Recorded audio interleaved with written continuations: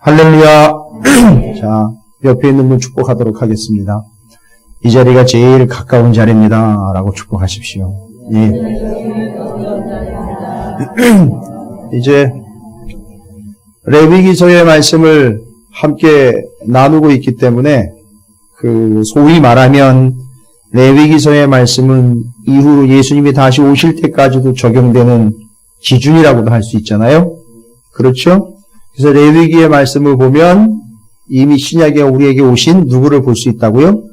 예수 그리스도를 볼 수 있어요. 이제 뒤의 이야기도 볼 수 있지만 그 나중에 다가올 이야기도 볼 수 있지만 여러분 중요한 게 하나 더 있어요. 뭐냐 하면 이 말씀을 통해서 이미 지나간 말씀도 볼 수 있어요. 무슨 얘기인지 아시겠습니까? 그러니까 이 레위기서의 말씀을 통해서 창세기를 다시 보셔도 돼요. 그러나 또 반대로 이 레위기의 말씀을 통해서 복음서를 보셔도 이해가 되고, 제가 늘 자주 연결을 해서 설명을 드리는 것처럼 이제 레위기를 제대로 읽고 난 다음에 히브리서가 아마 잘 이해가 되실 거예요. 계속 히브리서가 이야기하고 있는 게 바로 이 내용들을 다시 이야기하는 거거든요. 그러니까 여러분, 이게 레위기서와 히브리서가 아주 긴밀하게 연결되어 있다는 사실을 좀 눈여겨보시고 유념하셔서 레위기서를 좀 같이 읽어가시면서 히브리서를 다시 한번 읽어보세요. 그러면 아마 여러분이 그 이전에는 좀 이해되지 않았던 부분들이 이렇게 좀 연결이 되면서 이해가 되실 거예요. 그러면 이 이야기는 제사를 드리는 이야기다 해서 이스라엘은 여러분이 뭐 이야기하면 어떤 공동체냐 하면 이스라엘은 어떤 공동체예요? 한마디로 하면 제사 공동체예요. 그죠? 그럼 오늘날 교회는요?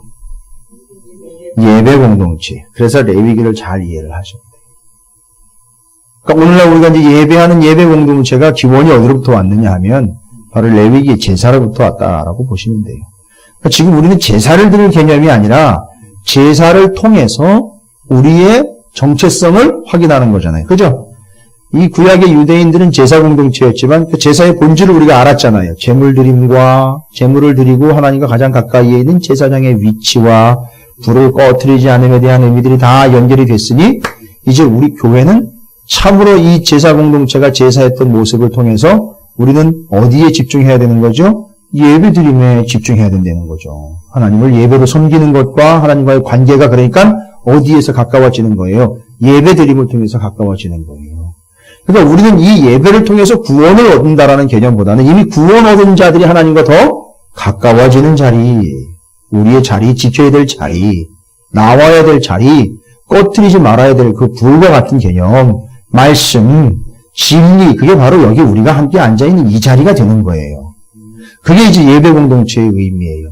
이게 이제 뒤로 연결을 하면 이렇게 연결이 되잖아요. 근데 앞으로도 연결할 수 있다는 거예요. 연결이라는 말이 좀 그런데 앞에서 여러분이 혹시라도 조금 좀 미심쩍었다거나 조금 덜 이해가 됐다라는 부분들을 다시 한번 다시 돌아가서 보시면 또 이해가 돼요. 여러분 제사가 지금 정확하게 정리가 되고 있어요. 그러면서 지도자를 세운 게 아니라 하나님이 제사장을 세우고 있다는 이야기를 듣고 있어요. 창세기 제사장 얘기 나와요? 안 나와요? 안 나와요. 그런데 거기도 예수가 나온단 말이에요. 거기 이미 제사 제도가 확립이 안 됐는데 레위기에 등장할 이런 제사의 시스템의 의미를 이미 창세기에도 언급을 하셨단 말이에요. 이건 정말 기가 막힌 거예요.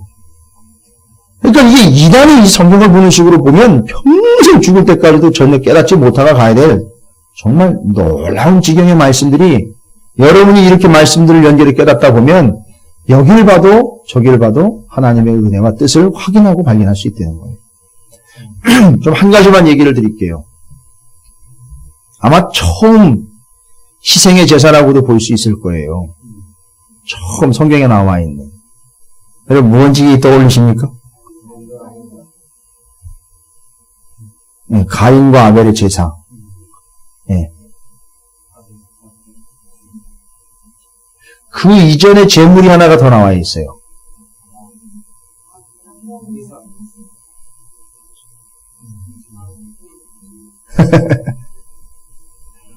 아담 이야기가 나오잖아요. 아담 이야기. 여러분 창세기 3장 21절을 보세요. 이제 제사의 개념이 여러분 잡혔기 때문에 제가 다시 한번 말씀을 좀 나누는 거예요. 창세기 3장 21절이에요. 그때는 레위기의 이 제사 제도가 시스템이 확립이 되기 전이에요. 그런데 그 창세기 3장 21절을 보면 레위기를 짐작을 할 수 있어요. 이제 와가지고 보는 거예요. 3장 21절에 하나님은 어떻게 하셨죠? 여호와 하나님이 아담과 그의 아내를 위하여 가죽옷을 지어 입히시니라. 지금 아담과 하와는 어떤 상태죠? 죄를 지은 상태죠. 그렇죠. 죄를 지은 상태예요. 그러니까 하나님의 말씀을 거역한 완벽한 죄인이 된 상태입니다. 근데 하나님이 가죽옷을 지어 입혔다라고 이야기를 해요. 여러분, 이게 그냥 그 사람들이 에덴 동산에 일교차가 심해가지고 아침 저녁으로는 추울 수도 있으니까 아유 불쌍해라, 그거 말려 올라가는 무화과 그거 가린다고 가렸는데 그거 가지고 되겠냐, 이거라도 입어라 해서 주신 것이 아니라 여기는 어마어마한 영적인 제사의 원리가 들어가 있어요. 여러분 또 양해하시고 들으세요. 또 원어를 이해를 하셔야 돼요. 원어를 이해. 제가 요즘에 후배들하고 목회 후배들, 제가 뭐 목회 후배가 뭐 몇 명이나 되겠습니까? 다 목회 선배들이죠. 근데 이제 제 후배들이 물어볼 때 제가 늘 하는 얘기가 있어요. 성경 말씀을 철저하게 보고 원어를 연구를 하는 일을 쉬지 말아라. 어쨌든 벗어나지 않고 네 멋대로 성경을 해석을 하지 않으려면 반드시 원래 원어적인 개념들을 먼저 이해를 해야 된다라고 말을 해요. 그래서 죽으라 그러죠. 공부를 해야 되니까. 힘들죠. 어쨌든 원어 성경과 지금 보고 있는 성경을 같이 놓고 사전도 놓고 그것만큼은 좀 공부를 해라. 무슨 일이 있어도.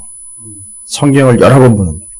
근데 이게 원어로 보면 그 본래 의미가 여기 깊이 담겨져 있어요. 자, 보시면 단어들이 등장을 하는데 21절 안에요. 우리가 핵심적으로 볼 수 있는 단어가, 적어도 우리가 핵심적으로 봐야 되는 단어가 4개의 단어가 있어요. 뭐냐면 가죽이라는 말하고요, 옷이라는 말하고요, 만들었다라는 말하고요, 입혔다라는 말이에요. 여기 기독교의 진리가 담겨 있어요, 여러분. 이 안에, 이 한 절 안에, 3장 21절 안에. 그러면 가죽이라는 말은 뭐 다른 거 의미 없어요. 이건 그대로예요. 가죽이에요. 뭔 가죽입니까? 짐승의 가죽이에요. 근데 이게 생가죽이라는 거예요. 피협.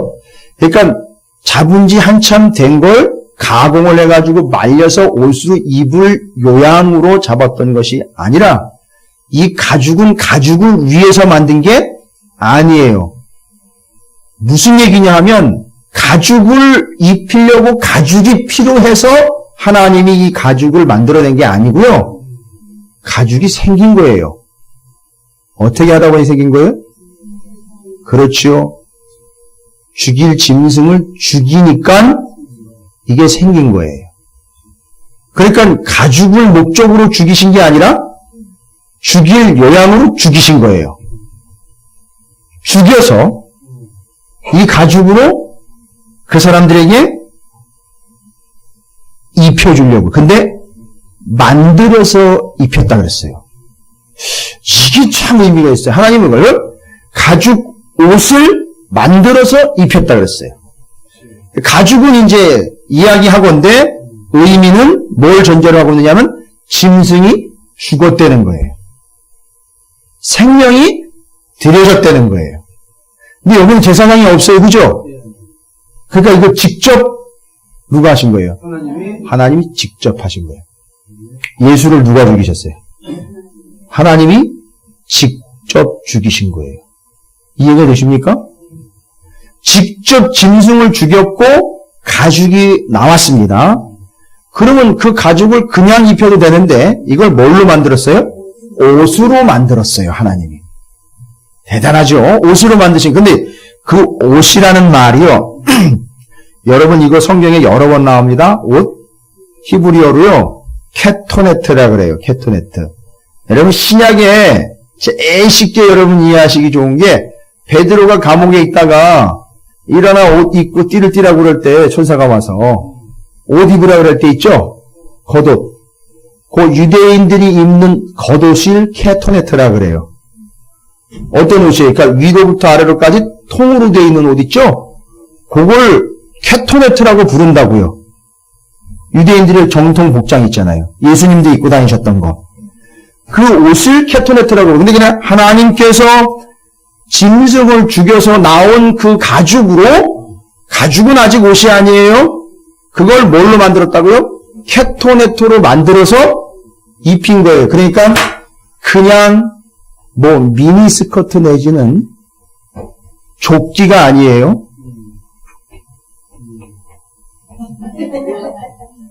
이 우리 교회 희망이에요. 네. 요즘에 교회 학교 없는 교회가 수두룩해요.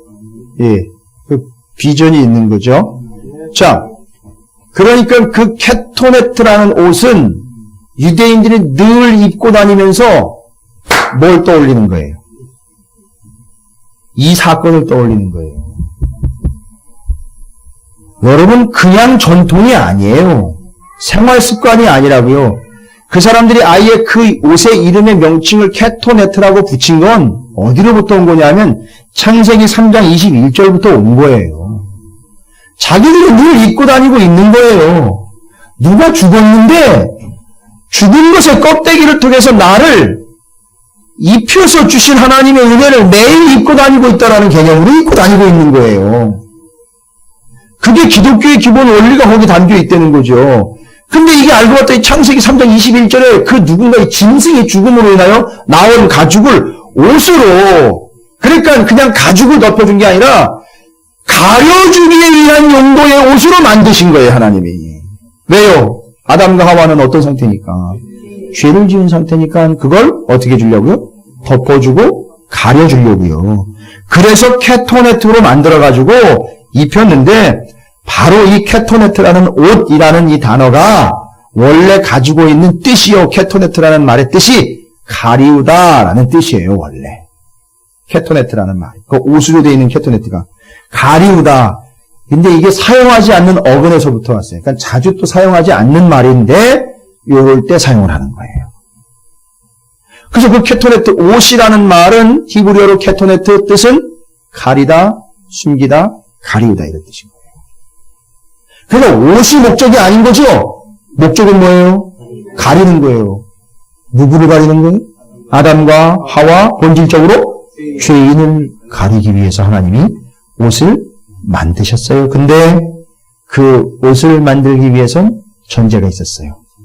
반드시 생명이 죽었어야 되는 거예요.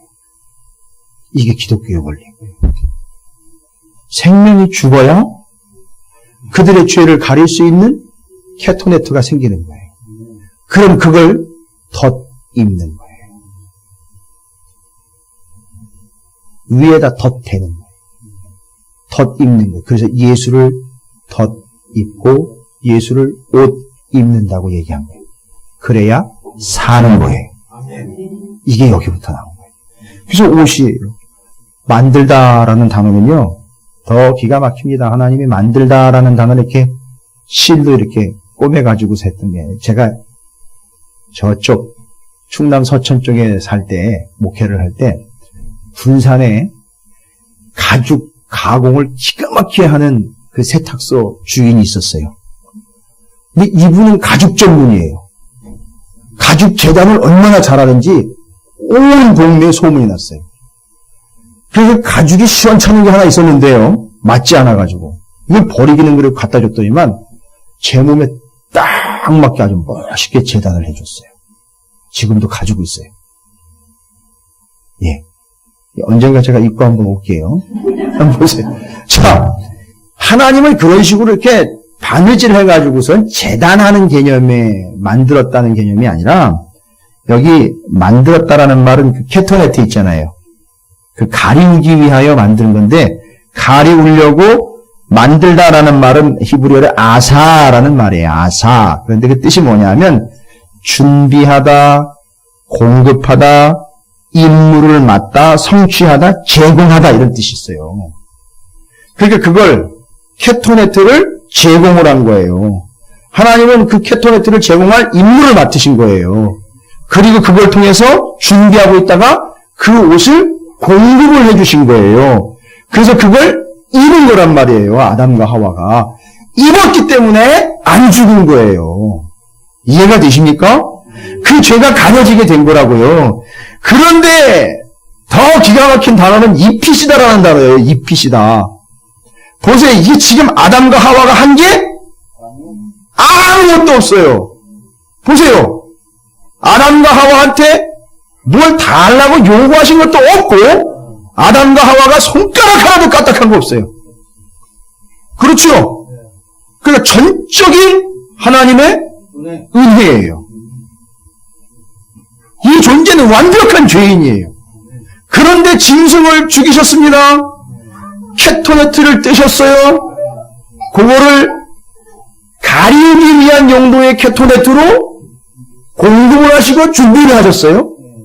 그리고 그걸 입히셨어요. 근데 입히시다라는 말이 레베나라는 히브리어인데요. 전혀 우리가 생각하고 있는 거랑 다른 뜻이에요. 뭐냐면 입히다라는 단어에 레베나라는 히브리어는요. 하얀 벽돌을 굽다라는 뜻이에요. 하얀 벽돌을 굽다. 하얗게 하다, 희게 하다라는 뜻이에요. 개념이 잡히세요? 어떻게 했다는 거예요? 입혔다라는 건 입는 순간 이들이 어떻게 되는 거예요? 깨끗하게 되는 거예요. 여러분 지금 벽지 있죠? 이렇게 만들어버렸다 이런 얘기예요. 뭐를요? 그 죄를, 그들이 죄인된 존재를 이렇게 만들었다. 그러니까 입혔다, 만들어버렸다. 요한계시록에 보면 흰옷 입은 자들 나오죠. 그들이 흰옷을 입었다라는 게 아니라 케토네트를 입고 어떻게 됐다는 거죠? 깨끗하게 되었다. 그들이. 요한계시록에 하나님 보좌 앞에 있는 흰옷 입은 자들 바로 그거예요. 개념이 이해가 되세요? 그래서 흰옷을 실제로 천으로 두르고 입고 돌아다닌다 이런 개념이 아니라 의미를 이해를 하셔야 돼요. 요한계시록에 나와 있는 보좌 앞에 이미 구원을 받아가지고 간 이들이 흰옷을 입고 있었다는 얘기는 그들이 케토네트를 입고 있었다. 하나님 만들어 입혀준 거고 그것은 그들이 입는 순간 그들이 어떤 존재가 된 거예요? 하얀 존재, 깨끗해진 존재, 용서받은 존재가 됐다는 거예요. 이게 원래 어디에 나와 있어요? 지금 그래서 창세기 아담과 하와 이야기에 나와 있는 거예요. 완벽한 구원의 스토리란 말이에요.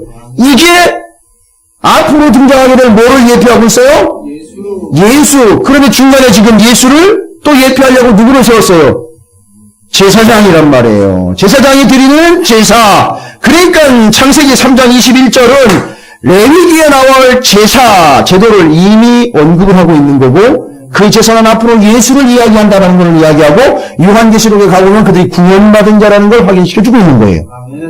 이게 이렇게 완벽하게 연결이 되고 있어요. 그러니까 보세요. 이거는 뭐 아주 완벽한 하나님의 구원의 역사를 이미 창세기에서 언급을 해놓은 상태입니다. 여러분 확인되셨어요? 그래서 이제 하나님이 제물을 드림으로, 제물을 아예 하나님이 드린 게 아니라 잡아가지고 가죽을 케토네트를 만들어서, 그렇죠. 옷을 만들어 공급을 하고 가리울 용도로 공급을 하고 수여를 해줌으로, 그렇죠. 입혀줌으로 그들이 어떻게 됐어요? 깨끗하게 되었다. 이게 아담과 하와 이야기예요. 그러면 이제 그 다음에 제사 이야기, 여러분이 처음에 조금 좀 헷갈려서 창세기에 나온 제사 이야기, 처음 나온 제사 이야기를 할 때 언급한 이들이 있죠. 누구예요? 요 다음 제사 이야기. 누구예요? 가인과 아벨 이야기예요. 이게 이해가 되면 가인과 아벨이 드린 제사가 서로 어떤 의미인지를 여러분 이해하실 수 있어요. 자기 아버지 엄마 얘기예요. 자기 아버지 엄마가 어떻게 죄인이었었는데 용서받고 구원을 받았는지에 대한 걸 가인과 아벨이 알까요? 모를까요? 정확하셔야 돼요. 그러면 아담과 하와는 어떨까요? 이 의미를 알았을까요? 몰랐을까요? 알았죠. 이건 모른 척 할 일이 아니에요. 이랬는데도 몰랐다. 그러면 그 자리에서 즉사해야 돼요. 그냥 살 가치가 없는 존재예요. 그렇죠? 알고 이미 인정했기 때문에 연명할 수 있는 거예요. 지금 살아가는 거예요. 그죠? 아담과 하와가 많지도 않은 두 아들에게 이 이야기를 했을까요? 안 했을까요? 했어요. 가인과 아벨은 들었어요. 그래서 동물이 죽고 죽음으로 인한 엄마 아버지의 구원 이야기를 모를 리가 없어요. 그걸 알아먹고 아벨이 눈치껏 제사를 드린 거예요. 개념이 정리가 되세요? 이게 이런 식으로 풀어내야 되는 거예요. 하나님이 피를 좋아하시고 잼을 소재는 안 좋아해. 말도 안 되는 소리를 그렇게 합니까? 하나님의 기호의 얘기가 아니에요. 이건 이미 작정하신 구원에 대한 하나님의 계획에 누가 그걸 알아차렸느냐예요. 알아차렸기 때문에 아벨이 제물이 된 거예요. 죽은 거란 말이에요. 의인은 불의한 자에 의해서 이제는 그 불의한 자가 자기의 불의함을 합리화시키기 위해서 방법을 자꾸 쓴다 그랬어요. 어떻게 해요? 저놈의 의로운 놈이 자꾸 살아서 버젓이 돌아다니면 나의 뭐가 자꾸 드러나요?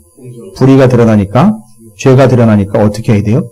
저놈을 죽여야 내가 산다. 내가 불의한 자로 자꾸 나타나지 않게 되지.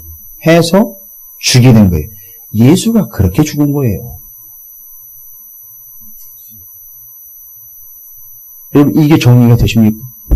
이러면 레위기 제사법이요. 레위기의 제사가 왜 필요한지가 쭉 정리가 되는 거예요. 제가 이거는 정말 정확하게 말씀에 근거해서 맥을 따라서 설명을 드린 거예요. 이제 이 레위기를 통해서 앞을 볼 수 있고 뒤를 볼 수 있는 거예요. 그래서 레위 복음이 되는 거고, 심지어 창세기에도 복음이 들어있고, 레위기 통해서 예수 그리스도를 보여주고, 제사장, 히브리서, 요한계시록에 이르기까지 하나님의 구원의 계획이 철저하게 아주 제대로 정확하게 기록이 되어 있다는 걸 여러분이 좀 눈치껏 보시기 바랍니다. 이걸 위해서 오늘 오전에 말씀 나눴죠? 이걸 정확하게 알기 위해서 어떻게 해야 된다는 거예요? 예? 제사장의 원칙이 있잖아요. 그러니까 이걸 제대로 전에도 그렇고 후에도 그렇고 그 하나님의 말씀을 제대로 이해하려고 알려고 명확하게 여러분이 행동 지침을 삼으시란 말이에요. 어떻게 해야 돼요? 우리는 하나님의 불 앞에 늘 서 있어야 돼요. 딴 데 가시면 안 돼요. 여러분, 그 제단에 하나님의 불 앞에 서 있어야 될 나답과 아비후가 금요일날 저녁에 저 청계천에 가가지고 나이트 불빛 가운데, 술집에 화려한 불빛 가운데 가 있었단 말이에요. 그게 다른 불이에요. 뭔 얘기인지 아시겠어요? 이제 감이 잡히세요? 그러니까 그 다른 불빛 가운데 조명되었던 그들이 하나님의 불 앞에 오니 이놈들은 다른 존재인 거예요. 다른 불이 아니라 다른 불에 비추어져 끄슬린 존재가 된 거예요. 죄에 끄슬린 존재니까 다른 불에 서었던 그들을 하나님의 불이 삼켜버리고 태워버리는 거란 말이에요. 그래서 떠나면 안 되는 거예요. 하나님의 불, 하나님의 말씀을. 존재 자체가 그렇다고요. 근데 요즘에는 이렇게 이야기하면요, 긴장감이 없어요. 왠지 아세요? 서봤어야 알죠. 뭘 입어봤어야 알죠. 맞아요. 아직도 여전히 남의 얘기고 먼 나라 얘기예요. 딴 교회 얘기고요. 심각한 거예요, 여러분. 아니, 창세기 3장 21절 이야기를 뭐 알면 어떻고 모르면 어떻습니까? 알아야 살아요. 그를 아는 것이 영생이라 그랬어요. 하나님을 아는 것이 그를 사랑하는 거예요. 힘써 여호와를 알자! 라고 이야기하고 있어요. 이 하나님의 말씀이 여러분에게 꺼지지 않는 불이 되시기를 주님의 이름으로 축원을 드립니다. 그래서 어플 다 깔으셨어요?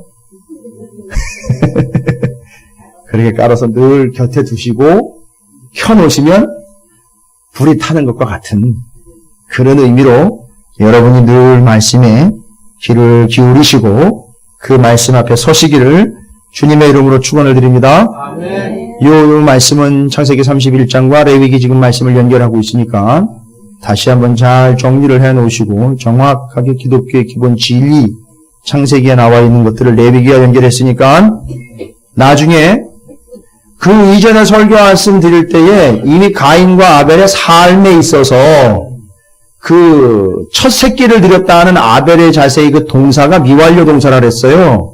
무슨 얘기냐면 첫 새끼를 한 번 드린 게 아니라 계속 드려왔다 그랬어요. 그러니까 아벨은 뭘 아는 거란 말이에요. 아버지 엄마가 구원받은 이야기를 알았기 때문에 그 구원을 이어가는 존재가 아벨이었단 말이에요. 그걸 알았기 때문에 아벨은 삶 자체가 하나님 앞에 거룩하게 구별된 존재였던 거예요. 이게 나답과 아비후 이야기가 연결되는 거예요. 그게 바로 그래서 그냥 멸망해 죽지 않고 죄송합니다. 맞아 죽었어요. 제대로 살다 보니 이게 우리 인생이에요. 세상은 자꾸 우리를 때려 죽이려고 그래요. 니들이 자꾸 의로운 게 증명이 되니까 나는 불의한 자가 돼. 짜증나. 너 죽어줘야 되겠어. 이렇게 한단 말에서 자꾸 교회를 공격하고 성도들을 공격하는 거예요. 그러니까 그건 너무 염려하지 마세요. 그게 우리 운명이란 말이에요. 그건 뭘 얘기한다고요? 우리가 어떤 존재라는 걸? 의로운 존재라는 걸 이야기해주고 있는 거예요. 자, 그러면서 이제 오늘 레위기 6장과 7장을 정리를 하면서 이제 제사법이 쭉 정리가 돼요. 근데 이제 누구 중심으로 설명을 했느냐 하면 그 제사를 드릴 제사장들을 중심으로 설명이 됐다는 거죠. 그래서 오늘 말씀에 보니까 오전 중에도 말씀을 드렸지만 여러분 그 불을 꺼뜨리지 말라고 이야기한 거를 오전에는 제가 이제 그 다음 이야기로 정확하게 중요한 개념을 설명을 드렸는데 원래 불을 꺼뜨리지 말라는 말은 꺼뜨린다라는 말에 집중을 했던 게 아니에요. 불을 꺼뜨리지 말라는 건 부정적으로 꺼뜨리지 말라고 부정적인 명령을 한 게 아니라 원래는 긍정적인 명령이에요. 그러니까 뭐예요? 불을 꺼뜨리지 않는다는 이야기는 반대로 이야기를 하면 또 다른 돌려서 얘기를 하면 어떻게 해야 된다는 거예요? 꺼뜨리지 말라는 부정적인 얘기 하지 말고 계속 살려라. 원래 이 명령인 거라고요. 이해가 되세요? 계속 살려라. 이게 계속 살려라라는 말하고 꺼뜨리지 말라는 말하고 정말 툭 떨어져 버려요. 꺼뜨리지 말라는 말로 표현해 버리면 뚝 떨어져 버려요. 정말 열정이 확 식어 버려요. 그렇지 않아요, 느낌이? 그러니까 원래는 이 동사의 목적은 꺼뜨리면 안 돼! 꺼뜨리면 안 돼! 여러분 생각해보세요. 목사님이 맨날 강대상에서 예배 빠지지 마세요. 꼭 하지 마세요!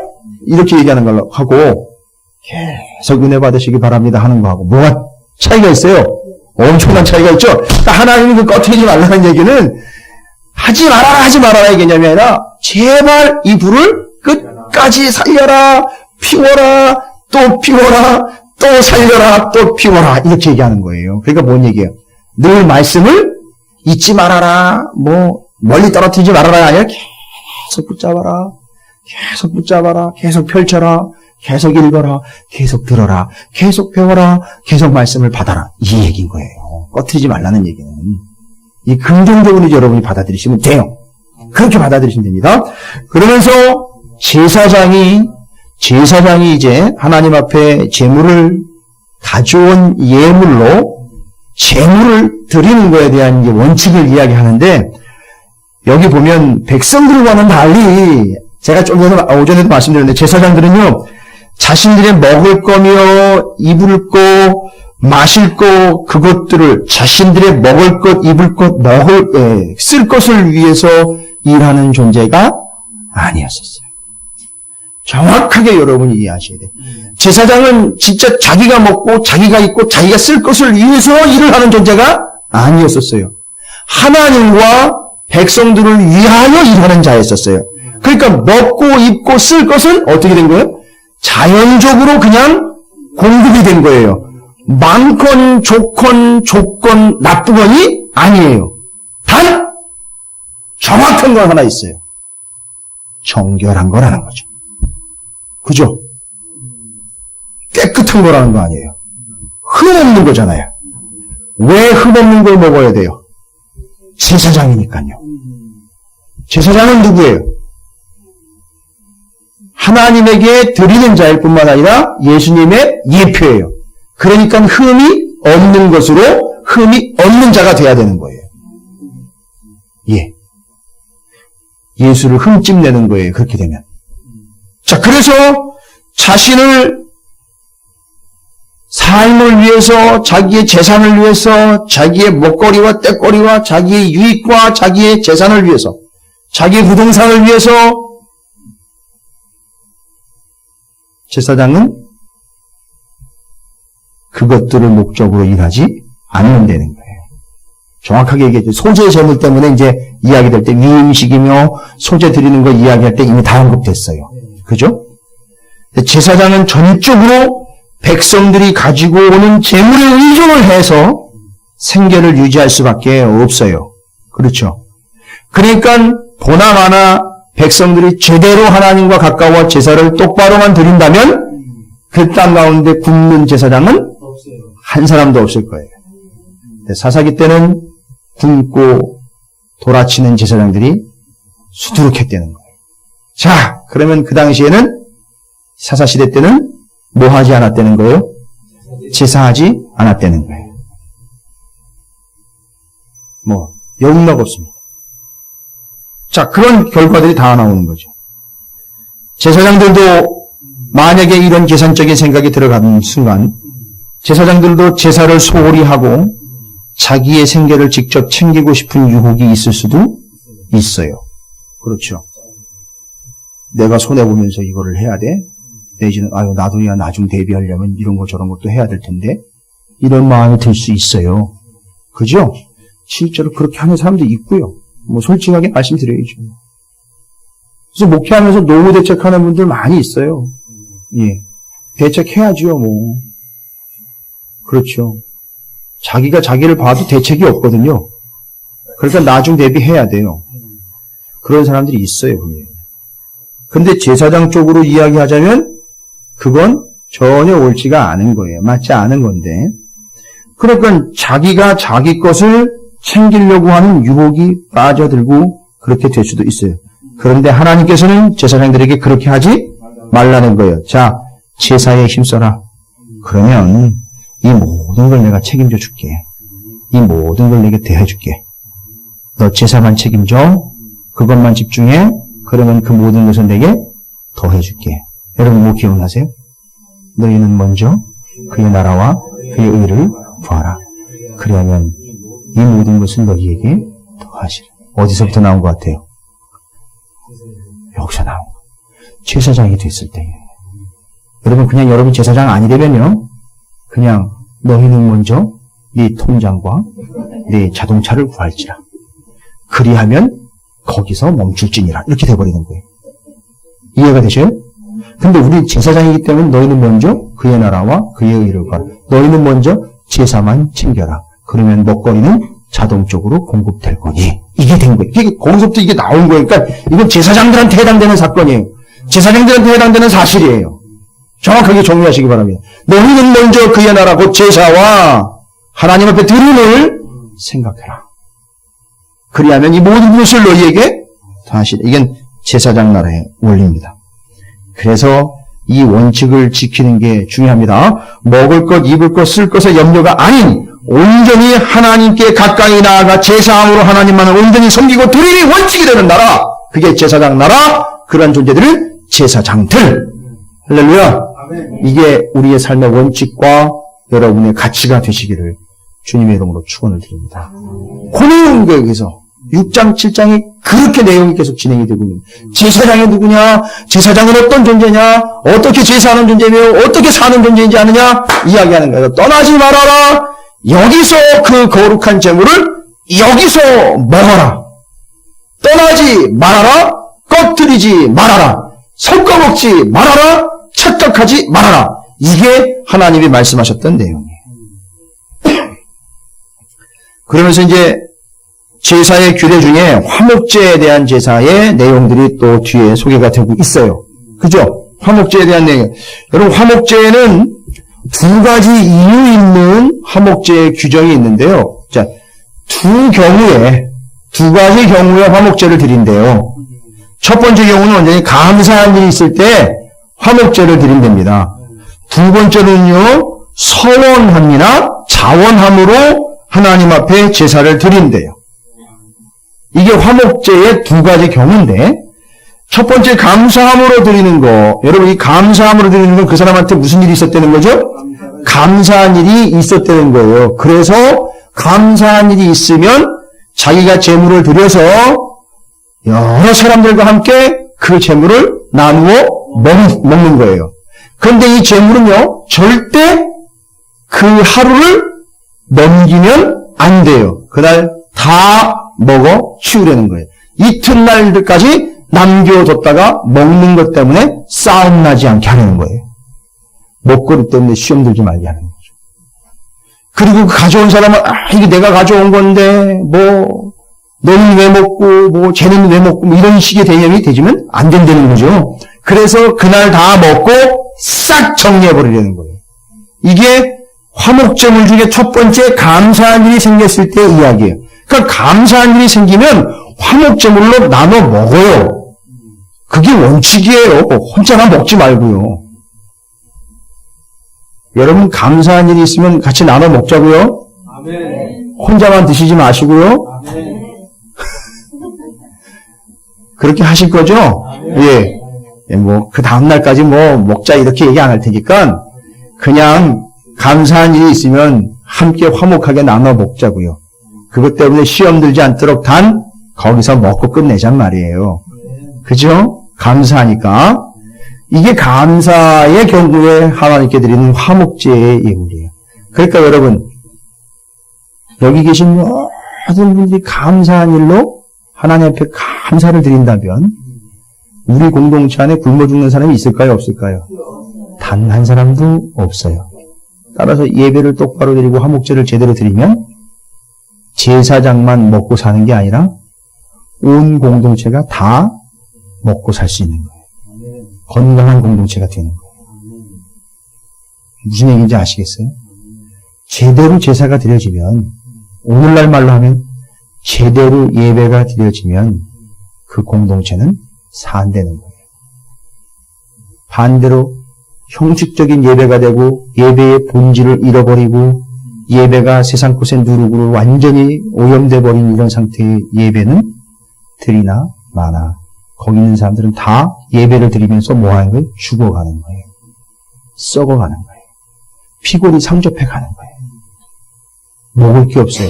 여러분 그런 표현 아시죠? 소문난 잔치에 먹을 게 없어요. 가보니 먹을 게 없어요. 사람들이 막 우글우글 모여있는데 다 피골이 상접해가지고 패싹 말라버렸어요. 뭐 먹을 거 있나 해가지고 찾아왔는데 못 먹고 맨날 돌아가요. 그 다음에도 또 먹을 게 있나 와가지고 왔는데 또 못 먹고 가요. 이게 오늘날의 현실이에요. 제대로 된 이 구원의 역사와 예배가 회복되지 않는 한은 공동체는 건강할 수가 없다는 거예요. 살 수가 없는 거예요. 이게 첫 번째 화목제물에 감사한 일이 생겼을 때 감사함으로 함께 나누어 먹는 그들 안에서 굶어 죽는 자는 단 한 명도 생기지 않았더라. 할렐루야. 아멘. 얼마나 감사할까요, 진짜. 여러분, 그러니까 감사는 숨겨두시면 안 돼요. 감 사시면 가져오셔야 돼요. 죄송합니다. 웃으시라고. 감사한 일이 있으면 반드시 겸손하게 감사한 걸 나누시기 바라겠습니다. 그게 여러분과 공동체가 함께 사는 비결이에요.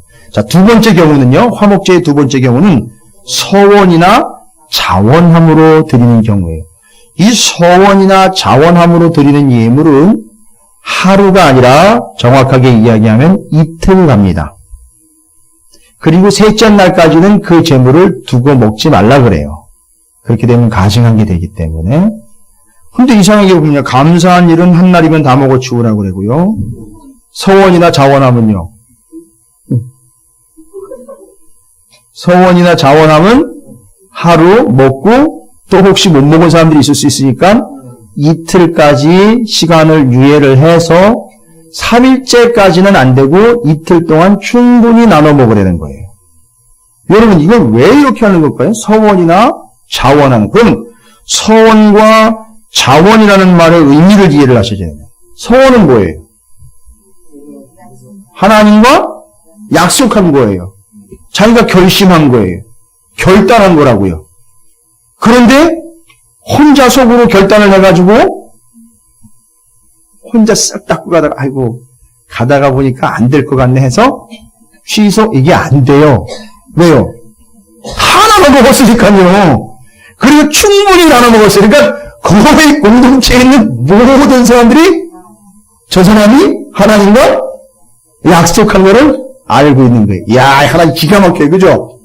그러니까 그걸 어떻게 하라고요? 잊지 말라고. 너 약속한 건 반드시 지키라고. 이틀 동안 충분히 나눠 먹고 절대 까먹지 말라고.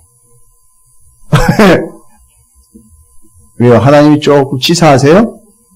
아니에요. 그 사람을 위해서 철저하게 해드린 거예요. 아이, 기가 막히지 않습니까? 자원하는 거하고 서원하는 거예요. 여러분, 그래서 정확하게 이야기하면 서원이나 자원함으로 예물을 드린 경우는 하나님과 뭐 한 거예요? 약속한 거예요. 약속의 개념으로 결단과 그의 의지를 드리는 거예요. 사람들도 다 알아요. 그 사람이 그렇게 하기로 했다는 거 다 알아요. 사람들과의 약속만 아니라 하나님과 약속한 거기 때문에 반드시 지켜야 된다는 걸 뭐 하려는 거예요? 사람들이 일깨워주려는 거예요. 알려주려는 거예요. 여러분, 서원하는 건요, 구약의 율법대로 하면 하나님과 약속한 건 반드시 뭐 하게 돼 있어요? 지키게 돼 있어요. 안 지키다가 큰일 당하지 말고 지켜라고 여러 옆에 있는 사람이 재물을 함께 나눠 먹은 사람이 나눠 먹은 죄로 깨우쳐 주는 거예요. 깨우쳐 주는 거예요. 그렇게 해주는 거란 말이에요. 그게 그 사람 살리는 거예요. 그렇게 해가지고 일깨워주는 거예요. 그래서 자신의 각오 절대 잊지 말고 나누어 먹으면서 사람들이 그 증인이 돼주는 거예요. 여기서 우리는 이제 귀중한 영적인 원리 하나를 발견을 하는데, 감사한 일이 있을 때 드리는 거, 곧 이유와 근거가 있을 때 그것 때문에 드리는 거 우리는 가능해요. 그렇죠? 그럼 잘 보세요. 서원과 자원은 그렇게 된 상황은 아니에요. 그렇죠? 그렇게 되기는 원하지만 그렇게 되기 전에 이미 먼저 드린 거잖아요. 그렇죠? 작정해서 먼저 드린 거지. 여러분, 이거야말로 진짜 믿음으로 드린 거예요. 이 소원과 각오는요. 그렇죠? 바로 그겁니다. 그래서 그건 뭘 드린 거냐면 재물을 드린 것보다는 자신의 의지와 자신의 개인적인 자아를 드린 거예요. 이게 이 서원 재물의 본질이란 말이에요. 그러니까 여러분 잘 구분하셔야 돼요. 공동체와 함께 나누어 먹음으로써 사람들이 증이 되고 잊지 않도록 하는 거, 장치가 되는 거, 진정한 서원 예물의 이미지인 거예요. 그러니까 여러분 잘못하면 여러분들이 하나님 앞에 예물 드릴 때 소원 예물이라고 드리는 거 있죠? 그거 조심하셔야 됩니다. 소원을 이루기 위해서 드리는 예물이 되어버려요. 그죠? 그런데 이 서원 예물은 아직 이루어지지 않았지만 나는 그런 삶에 대한 결단을 자기 의지로 드린 거란 말이에요. 소원 예물은요, 잘못하면 어떻게 되느냐면 요걸 들어주시는 조건으로 드리는 게 될 수 있단 말이에요. 여러분, 소원 성취 어디 가면 제일 많이 볼 수 있는지 아세요? 절에 가면 제일 많이 봐요, 소원 성취. 그래가지고 소원 성취하기 위해서 뭐 해요? 그렇죠. 등 모시하죠. 기와 모시하죠. 왜 또 다 교단을 이렇게, 아니 뭐 그렇다는 얘기예요. 왜요? 그걸 왜요? 그걸 왜 해요? 소원 성취. 자기가 소원한 걸 이루도록 하기 위해서 소위 말하면 계약금 걸은 거예요. 여러분 무서운 거예요, 이게. 그래서 서원 예물, 소원 예물을 여러분 헷갈리면 안 돼요. 솔직하게 얘기하세요. 감사 예물 드릴 때 이런 마음으로 드리지 않도록 유의하시기 바랍니다.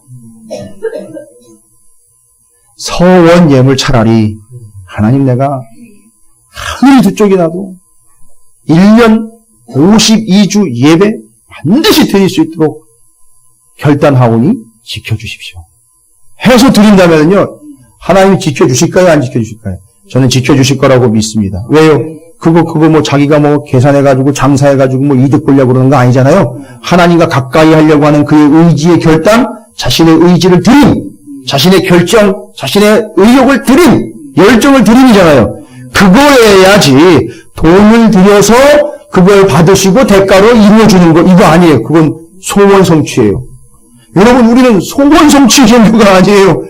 이 하나님의 소원이 이 땅 가운데 이루어진 거지, 우리의 소원이 이루어지도록 하나님을 움직이는 종교가 아닙니다. 여기 조심하셔야 돼요. 그래서 너희는 먼저 그의 나라와 그의 의를 구하라라고 이야기합니다. 그리하면 이 모든 것을 너희에게 더하여 주시리라. 그러니까 소원 예물은 뭐를 이야기하는 거예요? 이 말에 의하면. 그러면 이 모든 것을 더하여 주겠다 하는 거를 위하여 먼저 드리는 거예요. 그게 소원 예물인 거예요. 조심하십시오. 물론 믿음으로 그렇게 안 드리는 분들이 있는 것도 알지만 이제 여러분은 배우고 아셨고 말씀이 정확하게 이야기를 하고 있으니까 정확하게 구분하십시오. 이제 모른다 하지 마시고 모르는 일이 있다면 가르쳐 주시고 정확하게 여러분은 서원을 하나님 앞에 드리는 걸로 정리를 하세요. 그래서 내가 다 지킬 수도 없지만 그런 마음의 결단들을 하나님 앞에 내 의지를 꺾고 드린다라는 개념으로 그 화목제물을 드렸다라는 거예요. 그래서 여러 사람이 증인이 돼가지고 그 사람을 도와줬겠죠. 옆에 있는 사람들이. 그래서 그 공동체가 같이 함께 나누어 먹은 자로서 책임을 지고 도와주고 함께 가고 붙잡고 가주었다는 거예요. 이게 화목제물이에요. 그리고 돌아보니까 제사장도 그렇고 백성들도 그렇고 함께 온전한 제사가 드려졌을 때 이 공동체는 건강하고 온전한 공동체가 될 수 있었다라는 사실. 이 제사의 제도를 통해서 우리는 이제 제사 제도가 마무리가 되지만 뒤에 보면 이제 아론과 그의 아들들 제사장 위임식이 나와요. 여러분, 그 이후로 나답과 아비후 사건이 10장에 나오는데 첫 제사를 드리고 난 다음에 바로 나답과 아비후가 죽어버려요. 아론이 첫 번째 제사를 성공적으로 드립니다. 막 난리가 났었어요. 환호성을 치고. 그런데 바로 무슨 일이 터졌냐면 나답과 아비후가 죽어요. 아니 좀 있다가 뭐 한참 뒤에 뭔가 좀 일이 터질만 해서 시간을 두고 있다가 그런 일이 터졌으면 이해가 되는데 첫 번째 예배를 제대로 드리고 난 다음에 바로 터진 일이 바로 나답과 아비후 사건이에요. 이게 얼마나 심각한 일인지. 여러분, 이 제사의 기본적인 원리와 기독교의 진리를 정확하게 확인하시고 이젠 제사 제도가 마무리가 됩니다. 7장에서 자, 그러면 그 제사의 본질이 뭐냐? 하나님이 더 가까이 오라고 했던 것이죠. 거기를 떠나가지 아니하고 하나님과의 온전한 관계가 회복되는 걸 이야기하는 거였죠. 그 공동체가 온전히 세워지는 것을 이야기하는 거였죠.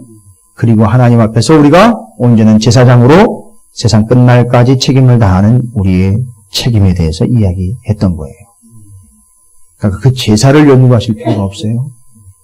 우리가 어떤 존재인지를 깨닫고 하나님이 내게 어떤 의미인지를 깨닫고 참으로 우리는 예배하는 공동체요, 온전한 예배를 드리는 삶을 살아가는 존재들이 되어야 한다는 걸 이제 이 레위기서를 통해서 말씀을 하고 있습니다.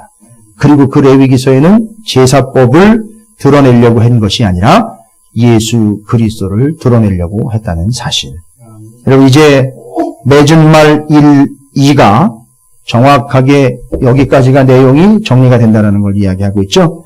맺은 말 1, 35, 36절입니다. 이는 여호와의 화제물 중 불을 써서 드리는 제물 중에 아론에게 돌릴 것과 그의 아들들에게 돌릴 것이니 그들을 세워 여호와의 제사장의 직분을 행하게 한 날. 지금 제사장이 계속 거론이 되고 있어요. 곧 그들에게 기름 부은 날에 여호와께서 명령하사 이스라엘 자손 중에서 그들에게 돌리게 하신 것이라 대대로 영원히 받을 소득이니라. 이 제사장들에 대한 규례를 얘기하고 있는 거죠. 여러분 이게 지금 제사장에게 집중되고 있다는 걸 이야기하는 거예요. 다시 한번 말씀드리지만 제사장이 반드시 제대로 세워져야 된다는 걸 이야기하는 거예요. 37, 38절입니다. 이는 번제와 소제와 속죄제와 속건제와 위임식과 화목제의 규례들이다.